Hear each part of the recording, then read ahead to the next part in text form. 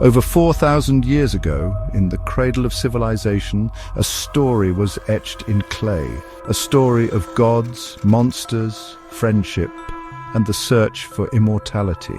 This is the Epic of Gilgamesh, the world's oldest surviving work of literature.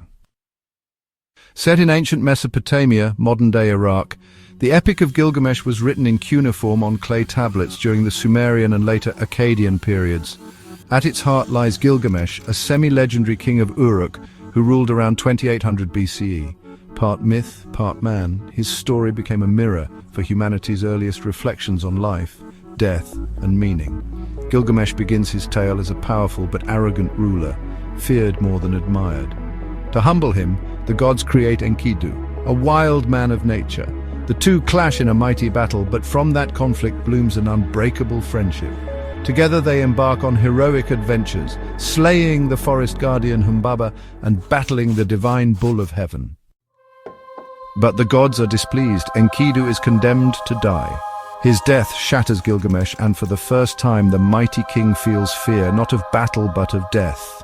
Consumed by grief, he begins a desperate quest to find Utnapishtim, the only mortal granted eternal life after surviving a great flood. Yes, the very flood story echoed later in the tale of Noah.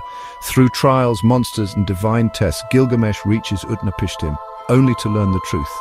Immortality is reserved for the gods. Humans must die. But meaning is not found in escaping death, it is found in how we live, in the legacy we leave. And so Gilgamesh returns to Uruk, no longer a tyrant, but a wise and humbled king.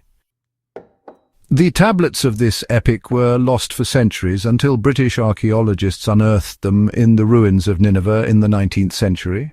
Written in Akkadian, based on even older Sumerian poems, they now reside in museums like the British Museum, preserving one of the world's oldest voices. And what does that voice still tell us?